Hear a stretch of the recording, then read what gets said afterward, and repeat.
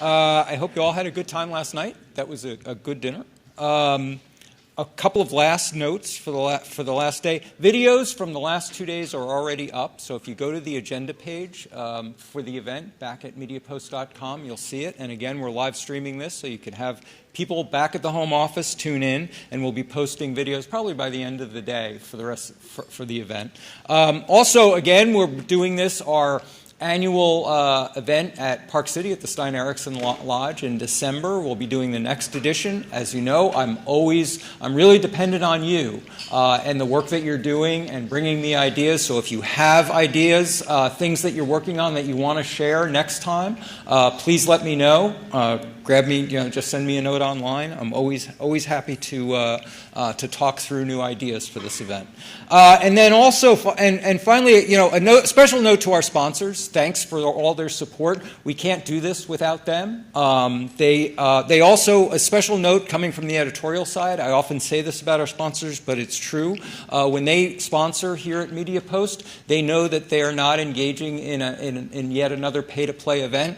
The content that I put on here for the 3 hours every morning, it is all you guys talking to one another. It's peer-to-peer.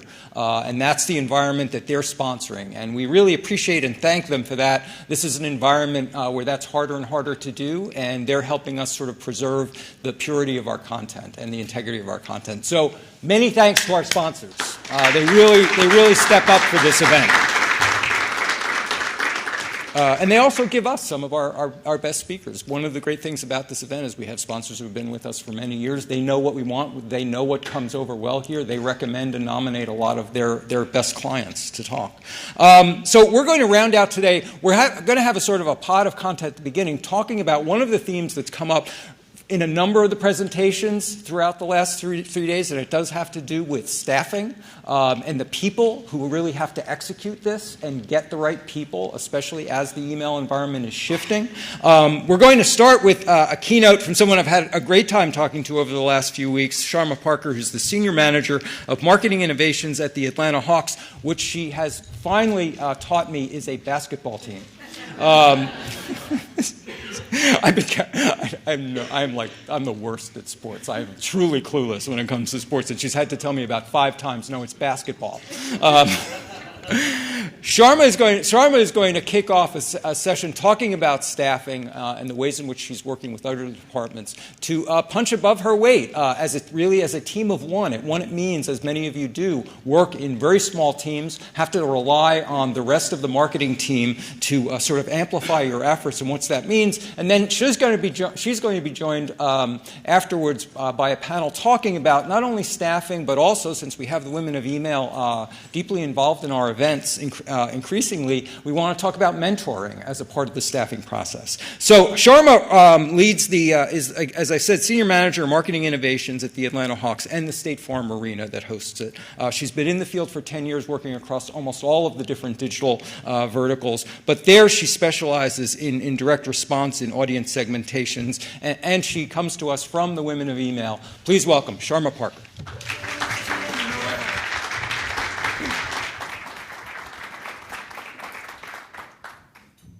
Thank you so much, Steve. And see, I told you, there was a basketball on the first slide, just for you, just for you. So good morning, everyone. We made it to Wednesday. We got through two great days of information sharing and networking. How many people have had a great time here, just like I have? I know, right? So this is my first year coming to an EIS event, and people have raved about it to me for a while, and it did not disappoint. So huge thank you to the MediaPost team for putting on such an amazing event. Huge thanks to Women of Email, as Steve mentioned, for putting me on this stage today. Hugely grateful for everyone with me being on here. So when we originally talked, I was supposed to just be a part of the panel.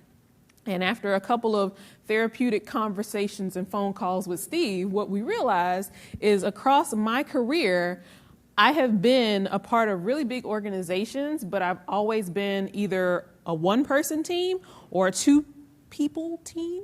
Had to pluralize that. So this was a very important topic for me to just kind of get up and talk to you guys about today. So when I started my career, I actually did not start in sports, which a lot of people in the sports industry don't have that particular background. I actually started at UPS, so really corporate.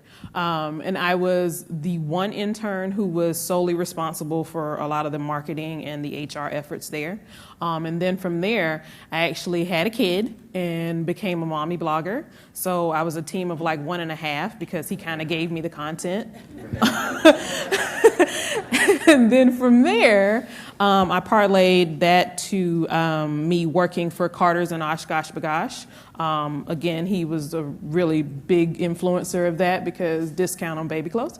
But when I started there, I was the sole person responsible for all of the email efforts for Carter's and Oshkosh B'gosh. Don't panic. Back then, we were only sending 2 emails a week. It is not that way now. And then from there, I got to the Hawks and what was then Phillips Arena. And for a month, I was by myself. And then we had a coordinator who started a month after me. And we became this really powerhouse team of 2. So still not super big, but, it's fine. So what I do now as the Senior Manager of Marketing Innovations is I support the Hawks, State Farm Arena, our 2K team, which is Hawks Talon GC, and the College Park Skyhawks, who will start playing in November down in College Park, Georgia. So as you can see, that's 4 huge business entities that I am responsible for the email and form efforts for. And this was a really good thing when there was 2 of us. Because I am definitely the strategy person. You give me a problem, you give me some headphones and some good coffee and a whiteboard, I can move the world for you. And then my counterpart was basically the same way. You give her a technical issue, she would figure it out. Again, with bigger headphones because she wanted to cancel out everybody talking to her, a bigger cup of coffee, and we would both figure it out. So that was great for about 3 seasons. And then, of course, at that time, we didn't have to worry about these 2 on this side because they hadn't started yet. So we were really just focused on the Hawks and just act like State Farm Arena's not there and it said Phillips. So we just focused on those efforts and everything that went into that. And so this went away. This kind of went very well for about 3 years, 3 seasons. We kind of go with seasons. We kind of count our time in seasons there. And then last July, I went on vacation. And I came back from vacation, and she put in her 2 weeks' notice. I haven't been on vacation since because I'm a little shell-shocked. But no, it was totally fine. I'm all about growth and opportunity, and she had a really great opportunity.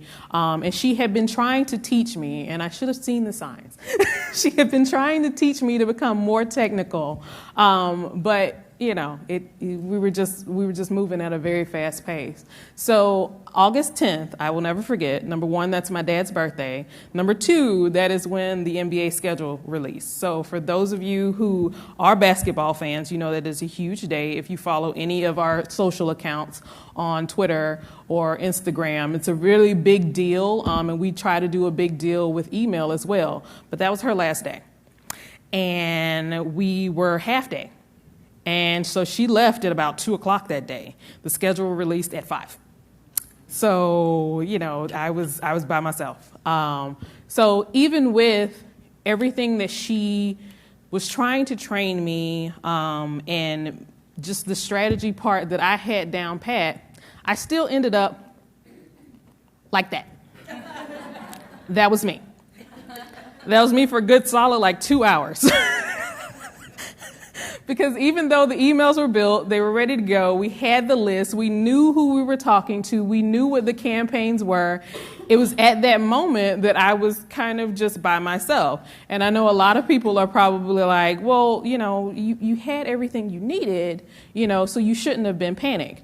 But I got through that day, had no issues. But this was why I was panicking, because this is all in my head. On a regular week. This was the first 2 weeks of our season. So think about it. I'm by myself. I have no experience in building emails. I'm literally just the person that figures out how to piece email with the other channels. But now I have to do all of the email promotion for all of these different things coming to our arena. And we had recently transformed the arena. So we had our open house event, which was the one you see with the welcome to the neighborhood. And literally right after that, we went back to back to back to back to back to back to back. So that was dealing with a lot of the different games that we had coming on, and then the different promoters for these different shows who also wanted their different things. So we had to really kind of come together, and I say we, I mean me and my director and, a lot of extra coffee to figure out how I could streamline a lot of my efforts so that I wasn't trying to, appease the different promoters by when they come and say, can I get an email blast for my show that's coming up? So we had to really try to figure out ways to do that. And I will say that a lot of times this was me, but because I was the only one who knew email within the organization, they wanted me to be this. They wanted me to be this duck. I had to be very calm on the top, but I was paddling like hell, like on the bottom. I really was, because throughout my career, like I've said, I've always been a team of one or a very small team. And I thought I had it together. I thought I had all those lessons learned, but really, I figured out I didn't. But throughout the season, I learned a couple of lessons. Like when I took a step back and kind of got out of the fog. Like when you work in sports and entertainment, we work extremely fast because, like I just showed you, that's really everything that's in our head. And then we have other events that are coming to the arena that we also have to keep in mind as well. So all of this, trying not to be him, trying to be this. And so I had to teach myself very fast because there were things that I was making mistakes on each day. So the lessons that I learned during this season: email craziness happens. You all know it. This is our world. You could be going along on a campaign by campaign, day-to-day basis, but then something happens and you have to adjust. That something always happens with us. Like if a player is traded and we have to take that player off of upcoming creative, if a show was supposed to come and they didn't sell enough, so they canceled, we got to take that out of rotation. There's something that is always happening that always kept me on my toes. A lot of coffee, just saying. Learn from your missteps and mistakes. This was my favorite lesson that I learned because to those of you who are used to piecing emails together, which I was not, I'm sorry, forgot about that. There were times where I was working on an email for a pre-event or a pre-game, and literally the only thing different in each email was a small banner that told you had access to this club. But because I was so much in a fog, I was actually doing cloning different versions of the email. So I had 4 different sends versus using segments in Marketo. Simple. But I couldn't see it through the fog. But I did learn that during the year. And one of the other things that we did was for our arena emails and the upcoming games, those things were on the website. And I was sitting there trying to go through our creative folders, trying to figure out where those graphics were to piece those emails together. And then my friends at Movable Ink came along and said, honey, you could just web prop. That would save your life. So that really saved time. Those different things saved time and just made me more efficient with the things that I was working on so I can get back to doing more of the planning that I was more comfortable doing. Stay curious. I am one of those people that if you send me a link about a webinar or an event like this, I am always trying to sign up because I never want to be stale in the things that I know. And I wish I had done this a bit more before my help left because I probably would have been in a better position. So I will always just tell people to stay curious and keep learning. You are not alone, even though I was.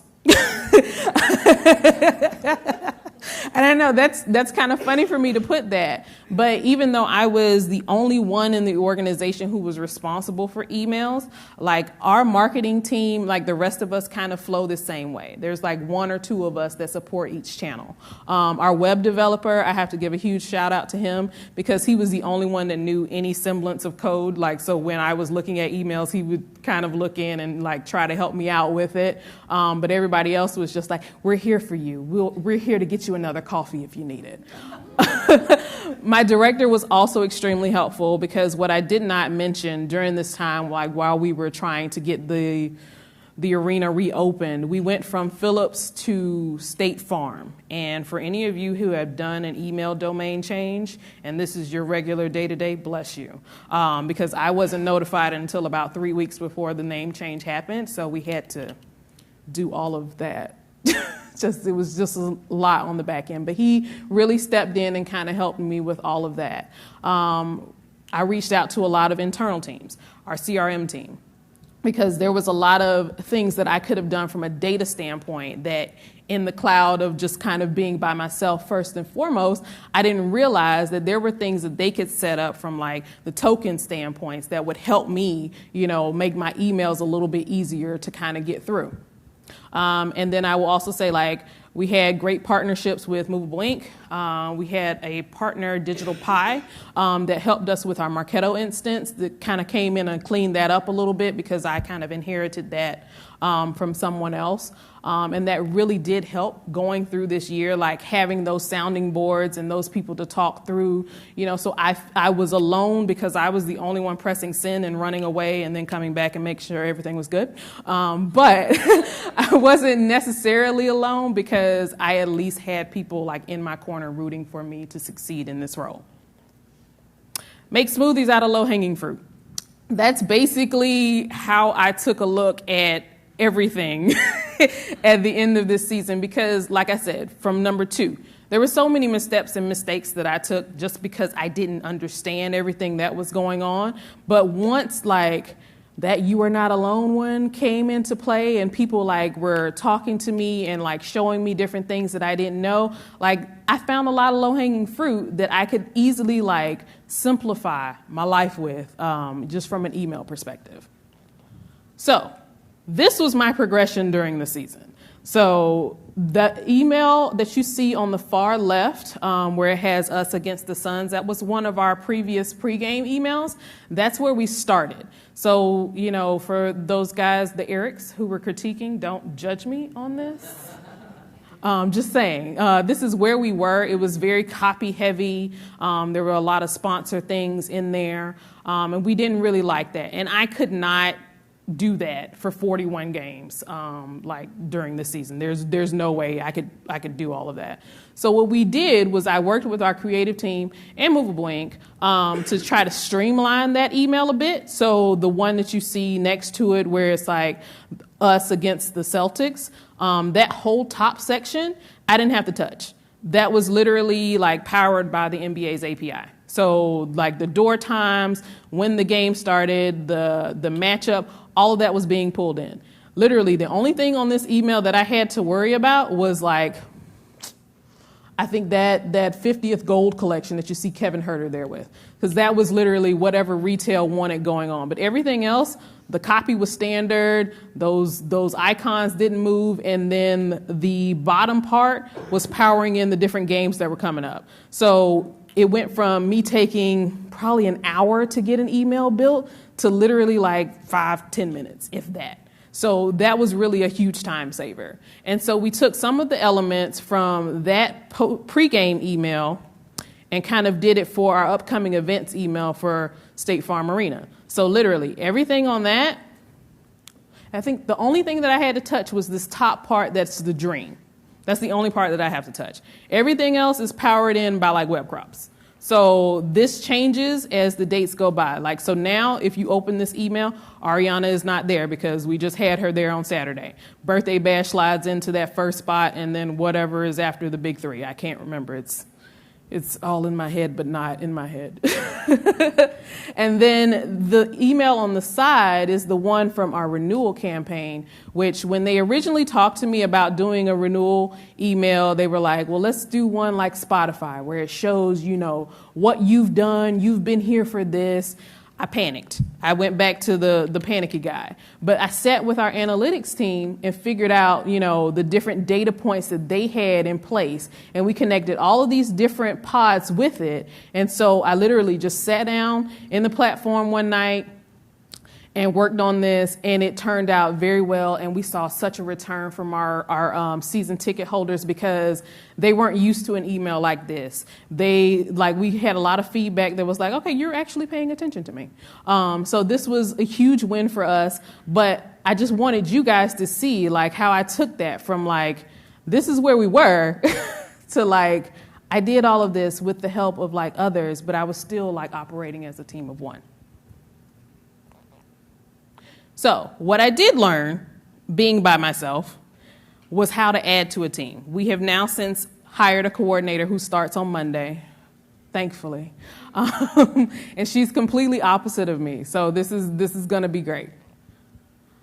Complementing skills. Like I said before, me and my previous coordinator, we were exactly opposite. I was focused on strategy. She was focused on the technical stuff. And I think that really does work because you can't have the same people doing the same things on the same team, because then you just kind of go in this loop and nobody knows what they're doing and there's no progress. It just doesn't work. Learn from each other. Before I was by myself, but it worked out for your business needs. One of the things when you're be open to learn from others in and out of your industry. I will say I'm a part of some really great groups. I know a couple of you are probably a part of as well, Women of Email, Email Geeks. And then within the MBA, we have our own Slack channel. So I am one of the, I think it's the email marketing champions, the subgroup of that. So I help a lot of the other teams with a lot of their email efforts. So things that we have coming up, we've been talking a lot about draft and what it looks like from an email perspective for schedule release. So we bounce a lot of ideas off of each other. So what I've learned from that is in those bouncing of ideas, someone can help you to get to a better place within your own team, but they also might know people that will be good to add to your team as well. So I say all that to say, if you are a team of one or a small team, you got this. If I survived a season by myself, anyone can. So I also have to give a shameless plug. Since I got through the season, I got another reward and I got another job offer. So I am actually leaving the Hawks. I'm heading to Home Depot. So if anyone, yeah, I know, right? So if anyone knows of anyone who would be really great at a senior manager of marketing automation role, come see me afterwards because I'm really trying to help backfill so that the coordinator does not have to be a team of one this season. And that's it. Sharma, thank you. Anybody have any questions for Sharma? We're just going to extend this conversation. Let me ask Nina to come up with, with Christina as well is going to join us. We're going to extend this conversation and talk about staffing in general, but also mentoring, which is especially key to women in email and women in marketing generally, and the role of mentoring, especially in what is still a generally male-dominated field. But also, again, this question of staffing, and as Sharma pointed out, the idea of staffing sort of ahead of the puck. See, a sports metaphor. That's the only one I know. So to lead this conversation, we have Nina Lent. our own from MediaPost. In fact, she was for many years. You may have known and seen her name as the editor of our Marketing Daily. But in the last year, she's joined the events team as the editor of our event and research content. Nina is the one who is reporting and blogging that you may see online of all of our events, but also converting a lot of the content that we have in our events now to a large series of case studies that we've been building over the last few years. She is a longtime reporter and editor in the digital advertising and media field. Please welcome Nina and our panel. Thank you. Yeah, I have been on and off with Ken Fadner here for 30 years. Anyway, so all right. So we're here to talk about how you personalize emails for a diverse audience, and obviously, Sharma has a diverse, or had a diverse audience. I don't know. I guess you will still have one at Home Depot. And Christina has a diverse audience at Eversource. Oh, Christina, I didn't introduce you. Christina Moy works for Eversource. What is your title there? I am a marketing campaigns analyst for energy efficiency. Okay. So, but you're handling the email, right? I handle all the emails, so I was brought in as the email strategist, the first email strategist. They're first? Ever. Oh, wow. Okay. So let's talk about that. You, I know, have some government regulation of your emails, right? That is correct. So for those who are not familiar with Eversource Energy, we are probably one of the biggest utility companies in New England. So we service Massachusetts, Connecticut, and New Hampshire. And being a utility, you are basically government regulated with a lot of what you have to say. So with all these fancy emails that I would love to do, we can't really do that.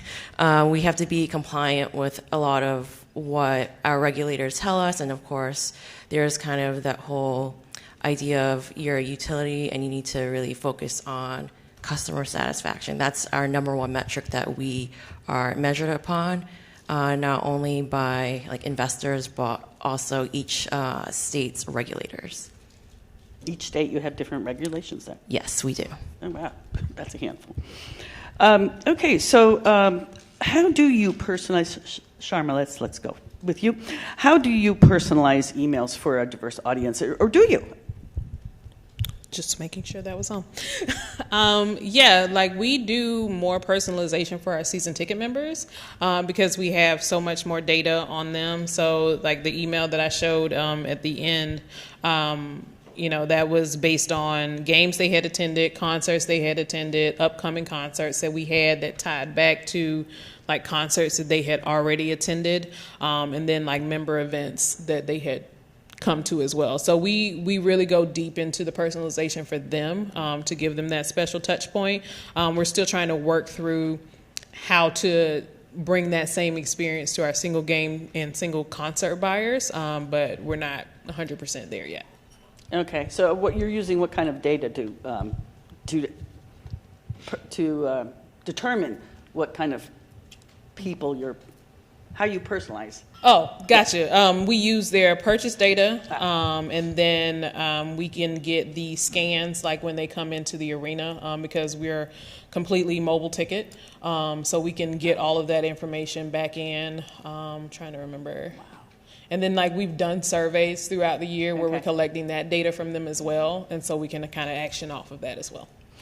And Christina, you also handle emails that address outages and things like correct. that. Yep. That's obviously very personal because that's an area that might be affected. How else do you use personalization? Sure. So when you're thinking about a utility, you have an account number, and you can also have electricity, gas. You might be dual fuel, or you might have solar. So in the utility space, it's always been kind of with email addresses, it's based on account, and we're really trying to change that view to make it more on the individual level. So, for example, you could be a property owner of more than one property. You might have 5, and those are all different account numbers. And based off of those premises, you might get certain information about your bill, for example. For energy efficiency, we have a different approach just because we have more of the sales and marketing type of organization where we're trying to drive behavior. So for different premises, we might try to have different programs that people might qualify for. So if you have like 5 different homes, for example, you might want like a home audit for certain ones in that service area. Wait, excuse me. If you have 5 different homes? Some people have that. Oh, my goodness. Yes. Yeah. So basically from that, we can get people to get a home audit, and if they participate, then we're kind of using personalization from that. You had a home audit, maybe you want to take some recommendations from that home audit. So that might be one way. The project that I'm working on is for some utilities, or for most utilities, they use a program called My Home Energy Reports. So some of you might have that delivered by email or print or both. And that's basically taking your personal usage of electricity or gas and kind of figuring out ways to be more energy efficient. So there might be a rotation of tips on how you can be more efficient if you're a high energy user, or if you're very efficient already, how do you keep that behavior up? So that's how we really play with a lot of our data. We take in a lot of what's being used, and we kind of figure out, we're trying to use a little bit of machine learning and AI, and we have models that benchmark where people are as an efficient user of energy. And that's how we kind of drive behavior in that way so that people can engage more with the utility. So. Excellent. Thank you. Now, you're on the tech side, right? I am. And yes. You're on the creative side, obviously. So what is it like when you want to create something? What are you looking to Christina for tech-wise? Help. No, that was one of the things that became a struggle this year, because I could dream, but then it was like, as I'm walking out of the room, like, oh, I have to execute on that. And I may not know everything that I need to know to execute that fast. Like, I can get it done, but it would take me significantly longer than like someone like Christina. And what do you look for when somebody like Sharma comes to you and says, I want to dream big? Sure. So I'll just mention I have more of my experiences on B2B. So I think from that experience, I've brought in that to B2C and B2B to kind of figure out what the roadmap is. And I found that having the roadmap is what your strategy is to make an idea have legs to run with it. And that really dictates whether you can execute something. So it's really taking a big idea, literally taking a whiteboard and drawing it up, making a workflow, and seeing what do I have to work with. That could be multiple data sources. Do I have a creative team? Do I have a business intelligence team to get that data and to put those pieces together? So it's really taking an idea and translating it technically and seeing from there, what are things that I can keep? Now, what are things that I might need to tweak a little bit, or what are things I can kill off? And back to what we were talking about mentoring before. You addressed this a little bit in your presentation, but what skills exactly are you looking for when you hire or you want to hire a team of email? Yeah, when we were interviewing for the coordinator role, one of the things that sold us on the young lady that we decided to go with was that she had significant like coding experience, just for like what our director was looking for is like the direction he wanted to take emails going forward. But she also had experience working with sales reps. And so one of the things I didn't touch on was when we're doing everything for the Hawks and the arena side, like we have a team of, I think it's like 60 of them. It's a lot of sales reps. So they're doing B2B stuff. So I was supporting them as well, in addition to all the B2C stuff we were doing. So she had a skill set working with, what their email should sound like, how they should look, how they should be different from the overall brand's look and sound. So that was really important. And then she looked at the current emails that we had and she critiqued them during her interview. And I told her, like, don't hold back because this wasn't my my true skill set. So I was like, they got out the door, you could read them, and people were opening and clicking them. So that was really what we kind of leaned into during her interview. And you, Christina, what do you look for? Sure. So when it comes to email, as y'all know, it's not just getting copy and pasting it and sending it off. It's not really a blast. I hate that term. And and really, what it really comes down to is educating your peers. Just because people don't quite understand that channel, how powerful it can be. People are always saying that email is dead. It's not. And really, it's about using it in a strategic way and really thinking about how you're touching your consumers. So coming from B2B where people are pretty good with buy-in, going to a utility, it's taken a while to get people up to speed. And before I was really brought in, people would batch and blast. And when I came in and audited everything, I was horrified. And really, with that, it's really trying to educate people. There's design, there's HTML development that needs to be put in place. And then there's also communication is very key. When things are very siloed, there are things that could be going out the door that you don't know about, and then you get a call. Like, we work with our call centers, we might get emails and calls from the call center like, what is this? And then we have to explain ourselves why something went wrong. So being able to communicate not just within your group in general, but across the company is super important, especially getting your C-levels to really understand your initiatives, just because they report on the basic performance of how things are going, but they don't know the back end of what's gone wrong.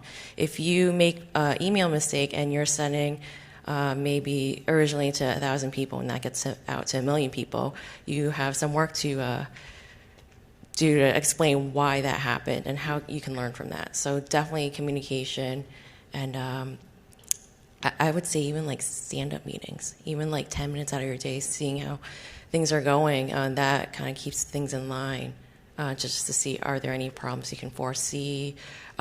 If you're really having like a long-term issue, is it time to kind of figure out, do we need another person, or do we need to even outsource, trying to get those skills in if you don't have that in-house? That's pretty important. Wow. Thank you.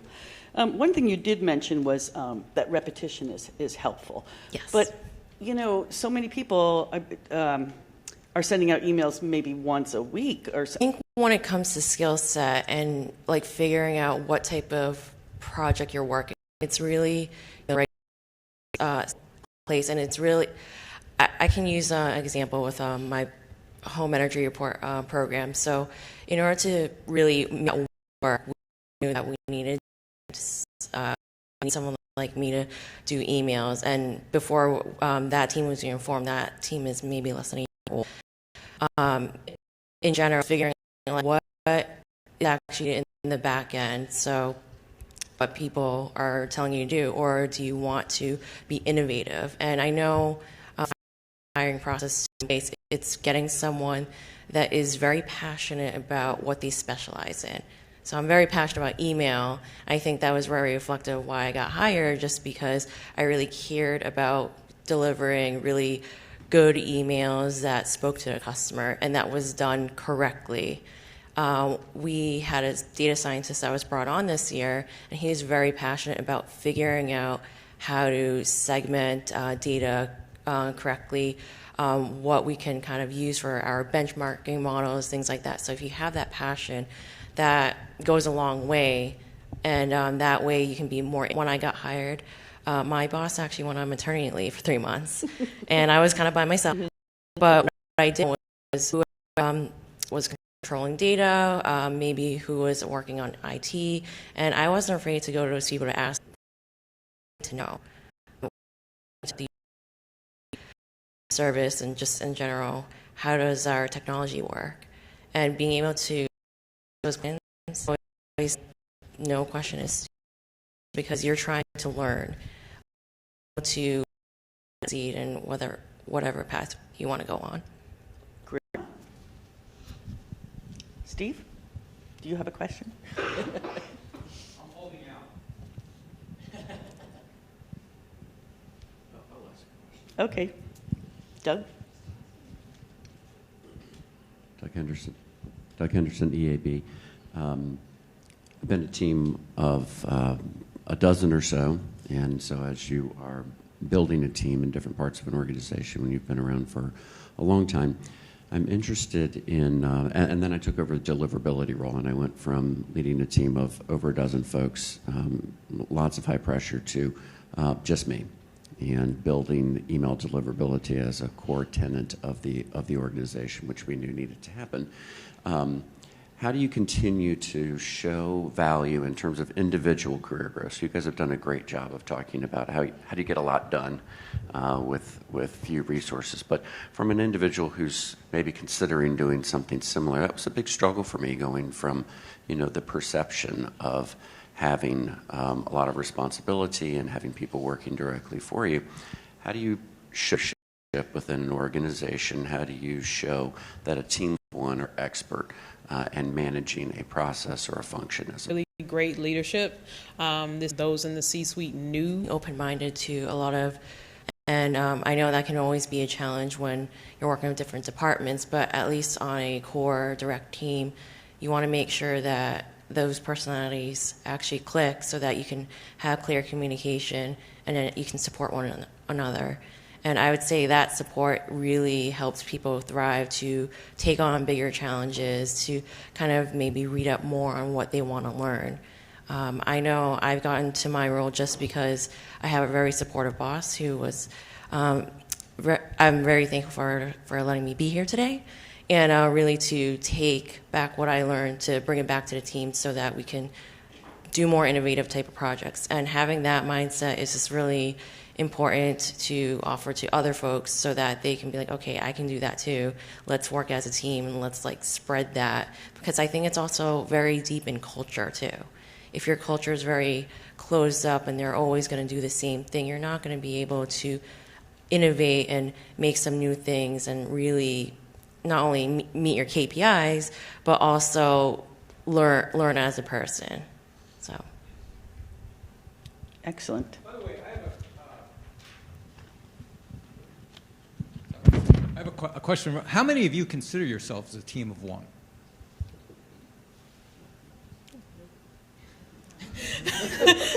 All at one table. Okay, a team of two. I'm curious about how you guys not just draw from others in the organization, but how especially in a more isolated role, how you communicate to others in the organization what you do so they better understand what your role is so they can give you more back. So they better understand what the challenges are of your role. I mean, this is something that's come up many years in this conference, is that there's so many pressures on email, so many misunderstandings about how email works and doesn't work, what's permissible, what isn't, and certain misconceptions about, again, the blast that everyone outside of email seems to ask for. So I'm curious about how you go about talking to the rest of your organization so they better understand what you do, so they can better help and you can better work within that organization. I could take that one. I found that during my career in email, it's always been about looking at the failures. And I don't always like to really fail, but I feel like that's kind of the wake-up call for people to be like, wait a minute, we actually need to fix our infrastructure, we need to fix our strategy. And I mean, when I was brought into Eversource, I think my first 2 weeks, I was just like, oh my God, we got blacklisted. What do we do now? That was just more like, well, what does that mean? And it's like really trying to figure, okay, like what do people need to know? Okay, here's what this means. And from there, it's really trying to figure out, okay, historically, I always pull from historical campaigns, just kind of what I always like to pick people's brains, like, what did you do in the past? Oh, we just sent this out. I'm like, okay, that's somewhere to start. And that way it's more like, okay, what can we do better? Well, maybe we can start batching things up instead of just sending it out. Maybe we can put some more padding time. And that kind of gives like ideas of, okay, what do you have to work with, which is super important on a strategic side of things as well as the technical side of things. And it's more like, okay, let's use that as a roadmap, and then what can we fill in for the gaps? And then with that you can present that to multiple teams and be like, here's what we have, here's where we want to go. What can we do to fill in those gaps? Do we have to outsource? Can we pull in some other people from other departments? And then from there, that kind of builds the case. We want to do this to get there. Here's what we need to do. So that's super, super crucial.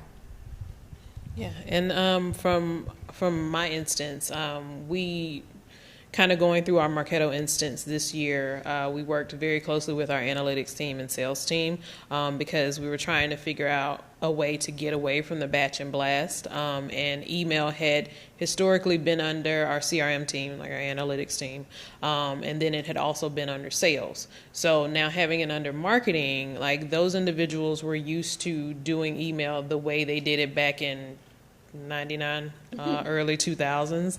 And so it's been very eye-opening sitting with them and helping them to understand how email should be done now, and how it can work with, if our sales reps are trying to work someone through a funnel, but they're kind of getting stuck there and not moving, like how can email or even our other marketing channels come in and kind of nudge them along? So that's been very eye-opening for the organization, just to get more respect for the email channel.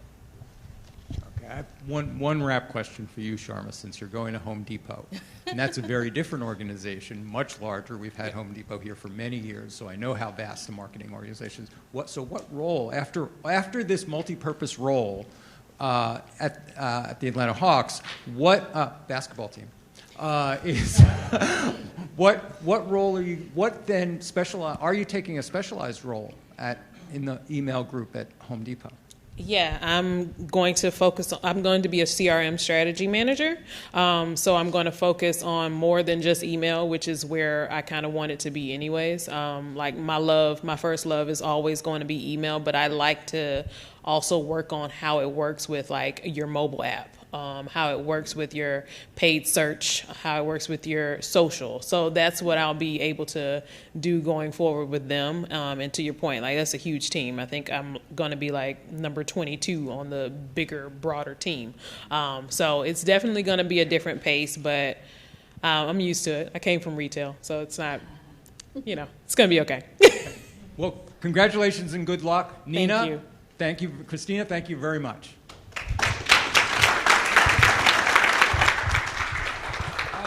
We want to welcome our sponsor for a short sponsored message and sponsor of our coffee break today, eMarcis, speaking on the Omnichannel Marketers Growth Roadmap with presenter, someone you've met before, who's asked a couple of questions, Anthony Fiotto, who's the Enterprise Sales Executive for eMarcis. Anthony, where are you? Right there.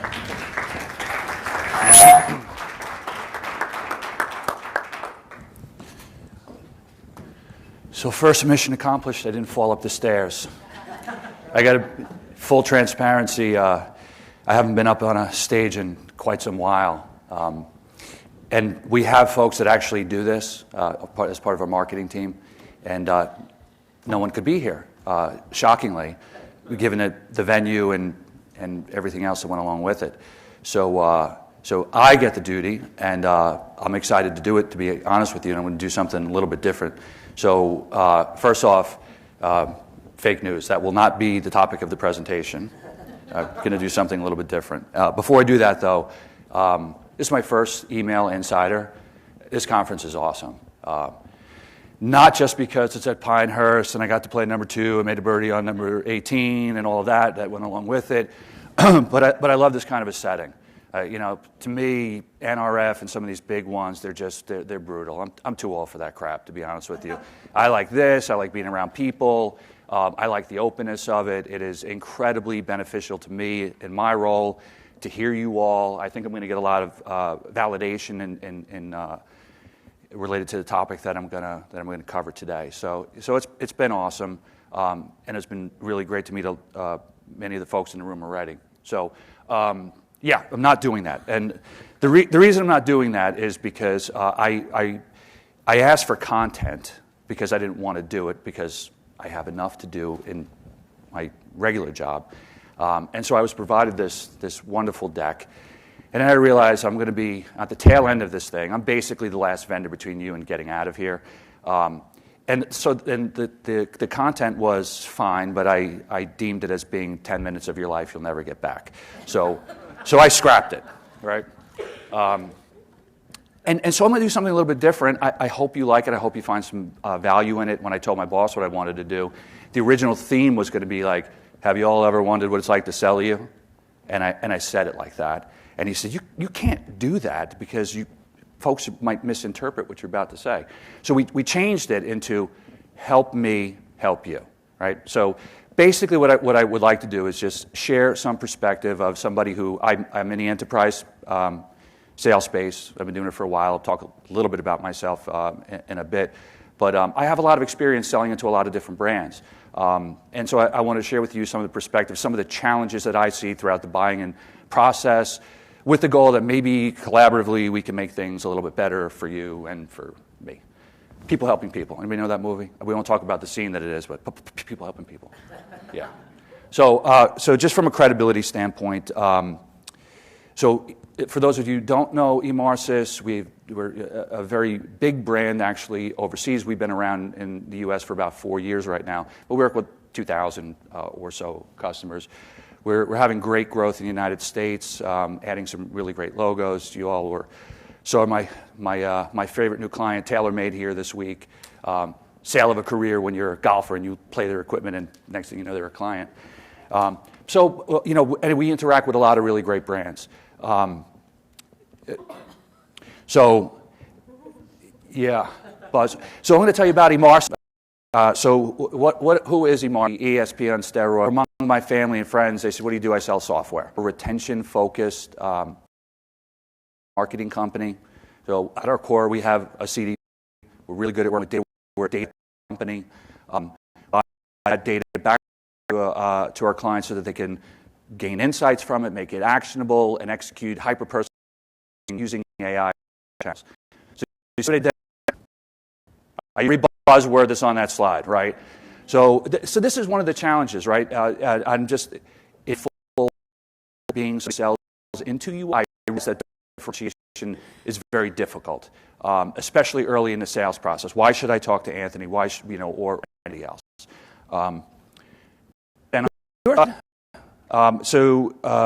Veronica from DraftKings said one of the first things she said. Lie number one that she market. One of the themes I've heard today is related to omnichannel, meaning that email's not just an email anymore. Email's touching everything. Even the email bids gone, never just email.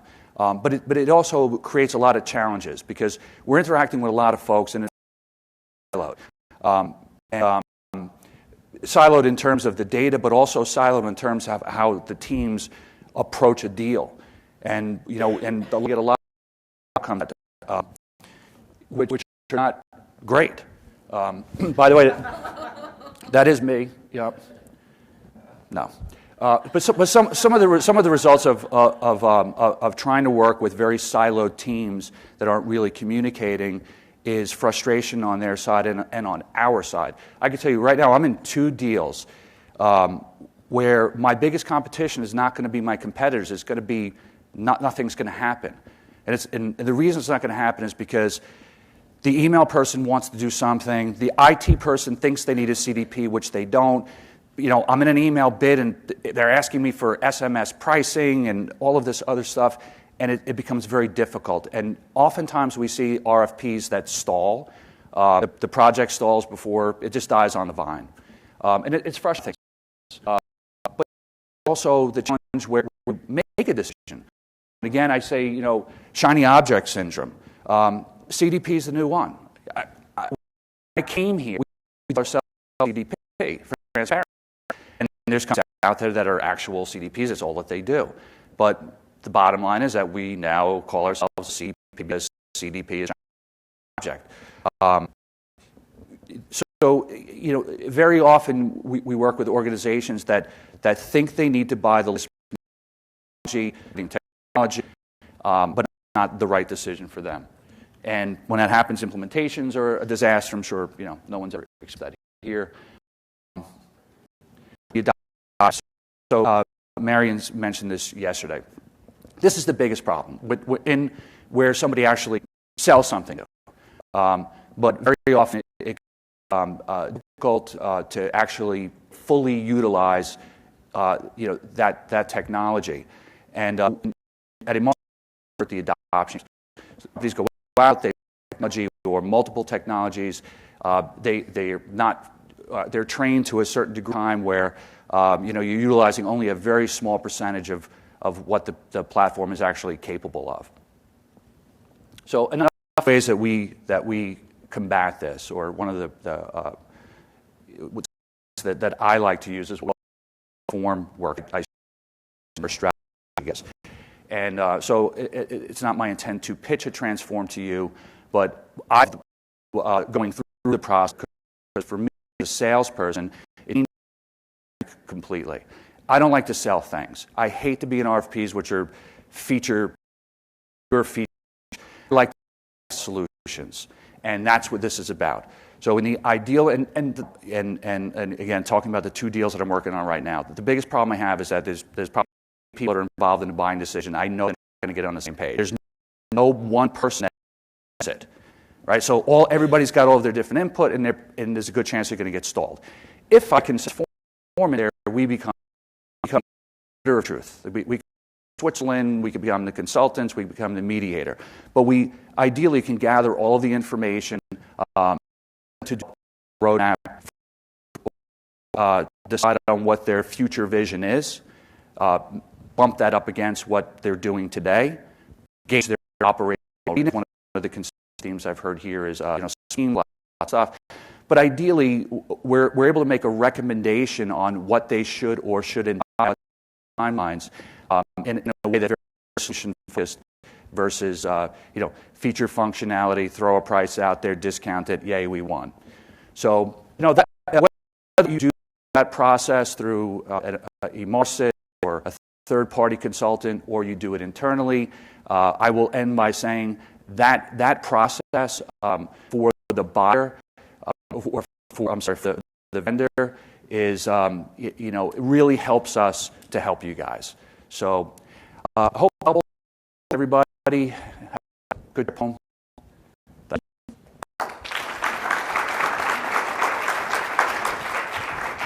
Anthony, thank you so much. And hey, a little different twist on things. I like that actually. We appreciate the candor and just the different perspective.